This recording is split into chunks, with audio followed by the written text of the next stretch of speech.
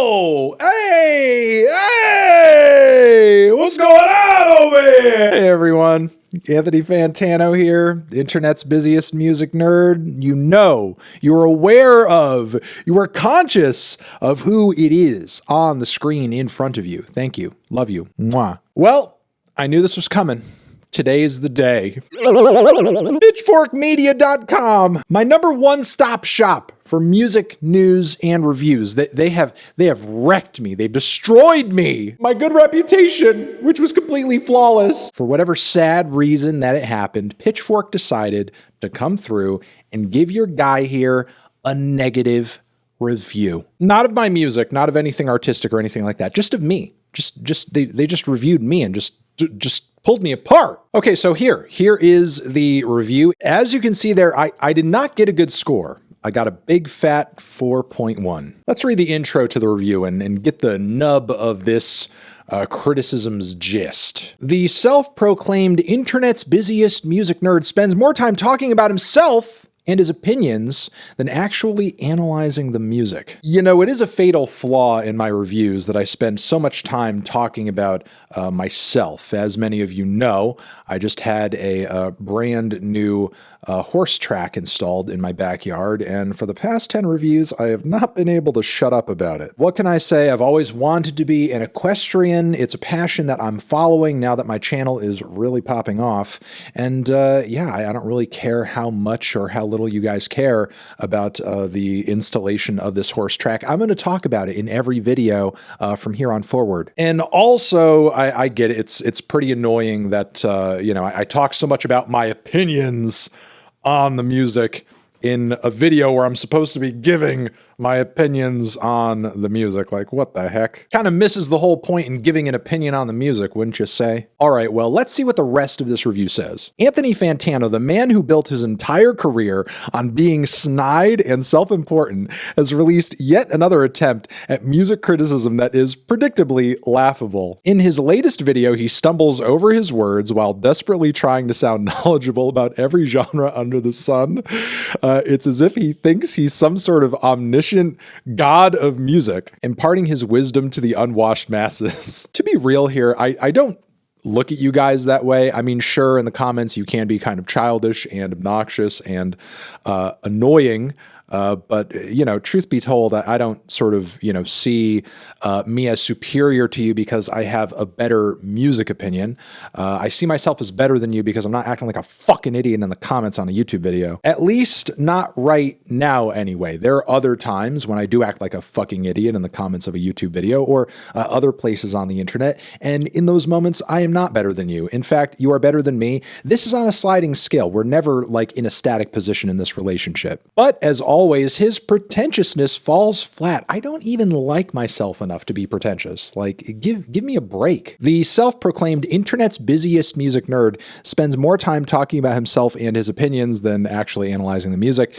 It's as if he forgets that the point of a music review is to provide insight into the art itself rather than just spewing out his own half-baked thoughts. I mean, I would like to think I do my best to explain what's going on in the music and what makes it appealing or unappealing, but apparently Pitchfork thinks not so much. Perhaps the most frustrating thing about Fantano is his constant need to be contrarian. He seems to take pleasure in disliking things that are universally praised just to prove that he's different.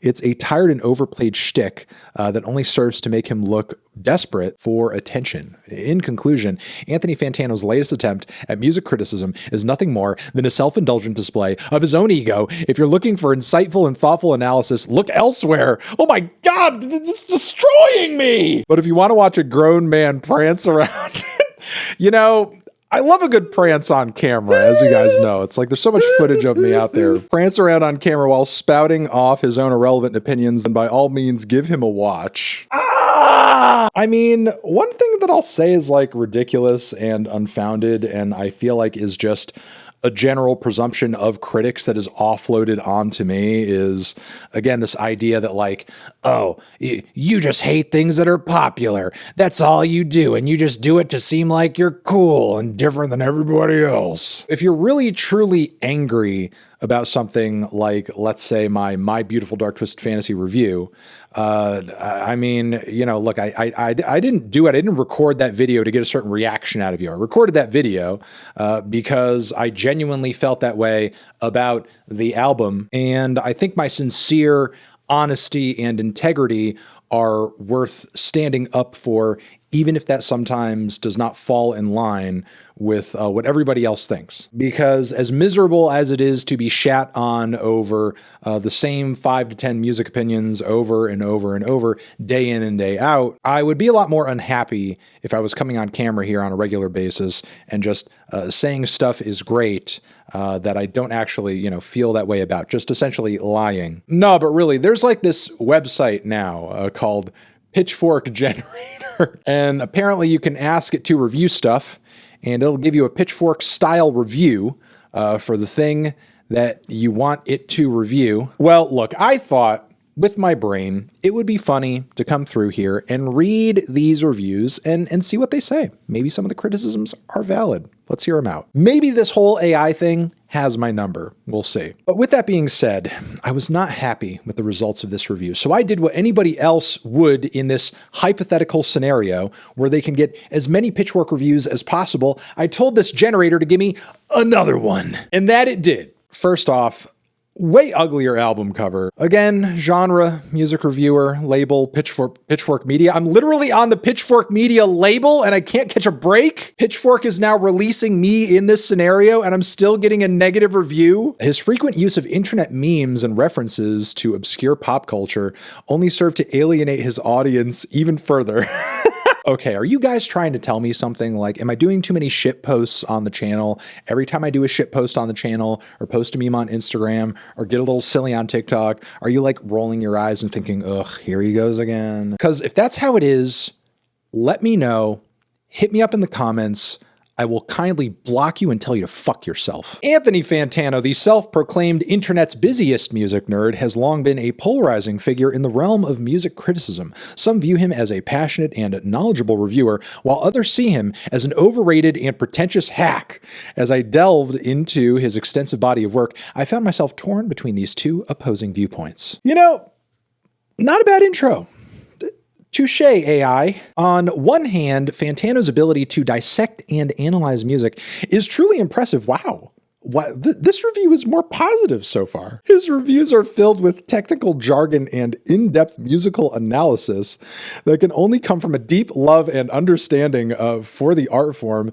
I mean, again, flattering, but I try to avoid like too much like super crazy jargon, although maybe I'm like really kind of, stuck in a loop where I'm using more jargon than I'm aware of. However, this is also where Fantano falls victim to his own sense of self-importance. His reviews can come across as overly pretentious and inaccessible, as if he's speaking to a select group of musical elites rather than the common listener. Personally, this is something I worry about and think about sometimes. For sure, when I started this channel, and I can't believe I'm like, actually like diving into this as if it's an actual point that I'm having a debate over and not just like something AI threw together, but whatever. Still, for sure, I think I was on the cutting edge of accessibility when I decided, you know what, I'm going to do reviews on YouTube with a camera and just kind of like, talk directly to the listener, to the viewer about this record and so on and so forth. And it's going to be like, kind of like a new medium. It's going to be like vlogging, and everybody likes vlogging because it's 2009. But I do worry about and wonder about what, accessible media is and means moving forward into the future. 10 plus years later, short form is going crazy, streaming is going crazy. What does that mean for the sort of thing that I and we are doing here? I don't know. Am I being pretentious? Am I being off-putting? Am I being difficult to understand? I would hope not. I catch opinions like these on the internet sometimes. I catch opinions saying that, I'm dumbing things down too much and I'm not getting enough into the music theory and the super specific technical details of the production. All I know is at the end of the day, I don't think I've stopped at any point just being kind of a genuine, regular, whatever music fan. And I still try to write from that standpoint whether or not people find it relatable. Going further, overall, Anthony Fantano is a fascinating and complex figure in the world of music criticism. While his knowledge and passion for music is undeniable, his tendency to come across as arrogant and out of touch with his audience leaves much to be desired. Perhaps he should take a step back and focus on the music itself rather than trying to impress his audience with his own personal musical superiority. Kind of interesting though, while this review did have its criticisms, I feel like the tone of it wasn't entirely reflective of the 1.8. I feel like this is overall a more positive review than the last one,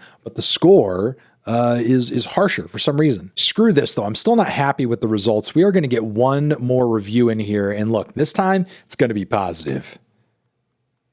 The Pitchfork label dropped me? I was independent. I was on the Needle Drop Industries, and then Pitchfork's like, hey man, come through, buddy. We think you're great. We're going to give you a big fat contract. You know, we're going to sign you to a 3,000 album review deal. And I was like, bring it on, buddy. Let's go. Let's go. And then after one negative review, I'm just gone. And a 2.2, I suppose a slight improvement, but you know, whatever. I suppose we can leave it here. Well, there you have it, guys. What can you do? Pitchfork is a cruel mistress. Totally tore me apart, tore me to shreds, had some very negative thoughts about me. But you know what? Pitchfork, I still love you. No matter how much you're ripping me down, I'm going to build you up, girl. I'm going to build you up, sweetie. That was terrible. That was awful.